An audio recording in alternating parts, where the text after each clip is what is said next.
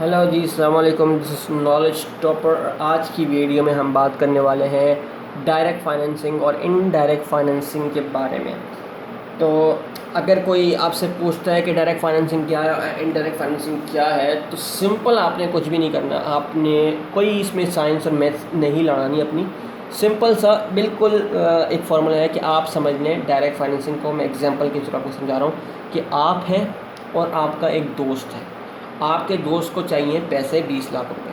आपने उसको पैसा दे दिया और उसको बोला कि मुझे 5% मुझे चाहिए इसके ऊपर। अगर वो कहता है कि मैं किसी बिज़नेस में इन्वेस्ट करूँगा, तो आप उसको बोल देंगे जी मैं 20 लाख रुपए आपको दे रहा हूँ। तो 60-40 या 30-70 जो भी आपके हिसाब से हो, आपको सही लगे, आप उसको बोलेंगे जी मुझे रिटर्न चाहिए इतना, प्रॉफिट चाहिए मुझे इतना। सिंपल सा, ठीक है ना। तो ये हो गई डायरेक्ट फाइनेंसिंग, यानी आपने डायरेक्टली अपने दोस्त के साथ पैसे को फाइनेंस कर दिया, पैसे को लगा दिया, ठीक है। अब दूसरा ये है कि इनडायरेक्ट फाइनेंसिंग। इनडायरेक्ट फाइनेंसिंग में होता क्या है कि बीच में एक इंटरमीडिएरी होता है। आप होते हो, दूसरी पार्टी होती है और बीच में होती है एक इंटरमीडिएरी। इसके फ़ायदे बहुत सारे हैं, मैंने पिछली वीडियो में बता चुका हूँ। जो हमारे पास फाइनेंशियल इंटरमीडिएरी वाली वीडियो थी उसके अंदर, और आप उसको अच्छे तरीके से देखिए, क्योंकि उसके अंदर इनडायरेक्ट फाइनेंसिंग का मेन पार्ट है। उसमें होता क्या है कि बीच में आप जो है वो डायरेक्ट फाइनेंसिंग में ज़रूरी नहीं कि हर टाइम आपका दोस्त हो, या आप अपने दोस्त को अच्छी तरीके से जान पाते हो, आपको पता हो कि वो क्या काम कर रहा है, क्या काम नहीं कर रहा, कहाँ इन्वेस्ट कर रहा है, वो तो आपको बता देगा। लेकिन एक्चुअल में आप अगर वहाँ से पैसा लॉस होता है, रिकवर नहीं हो पाता, तो आपको भी नुकसान बेयर करना पड़ेगा।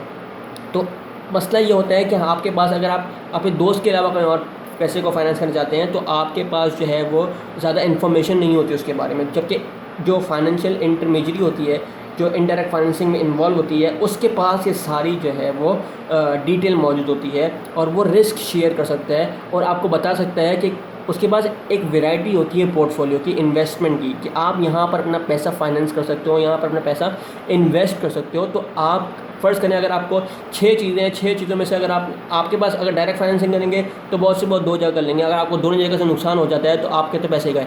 जबकि इनडायरेक्ट फाइनेंसिंग में आपके पास 6-7 बहुत सारी सैकड़ों के हिसाब से जो है आपके पास इन्वेस्टमेंट ऑप्शन होते हैं, पोर्टफोलियो होते हैं आपकी रिक्वायरमेंट के हिसाब से। तो वो आपको बता देंगे कि आपके लिए बेस्ट ये चीज़ आएगी, और उसके ऊपर रिटर्न भी आपको बता देंगे कि इस पे इतने, obviously higher the risk higher the return. जितना आप रिस्क लेंगे उस हिसाब से आपको प्रॉफिट में। इससे होता है कि अगर आपको एक जगह लॉस हो जाता है तो दूसरी जगह आपका पैसा रिकवर भी हो जाता है। तो रिस्क शेयरिंग जो है वो प्रॉपर तरीके से जाती है। और उसके बाद एजिमेट्रिक इन्फॉर्मेशन और मॉरल हैज़र्ड, उसके जो 2 पार्ट्स हैं, मैंने आपको बताया है उसके अंदर।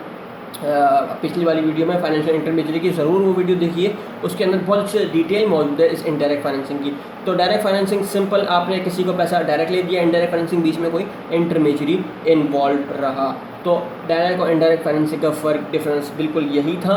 और अगर आपको हमारी वीडियो पसंद आई है तो ऑब्वियसली इसको लाइक कीजिए, सब्सक्राइब कीजिए, बेल आइकन को दबाइए, शेयर कीजिए। और अगर समझ में नहीं आया तो दोबारा इस वीडियो को देखिए, समझ में बहुत अच्छे तरीके से आ जाएगा। ज़िंदगी भर कभी नहीं भूलेंगे, क्योंकि जो रिपीटेटिव लर्निंग होती है वो हमेशा हमेशा ज़िंदगी भर याद रहती है, क्योंकि आपको पता होता है कि इस वीडियो में आगे होने वाला क्या है, क्योंकि आपने एक दफ़ा देखी भी होती है। तो जो रिपीटेटिव लर्निंग होती है वो बहुत अच्छी होती है, एंड मजबूत कर देती है आपकी जो इन्फॉर्मेशन होती है, आपकी नॉलेज जो गेन की होती है। थैंक यू जी वेरी मच। अल्लाह हाफ़िज़।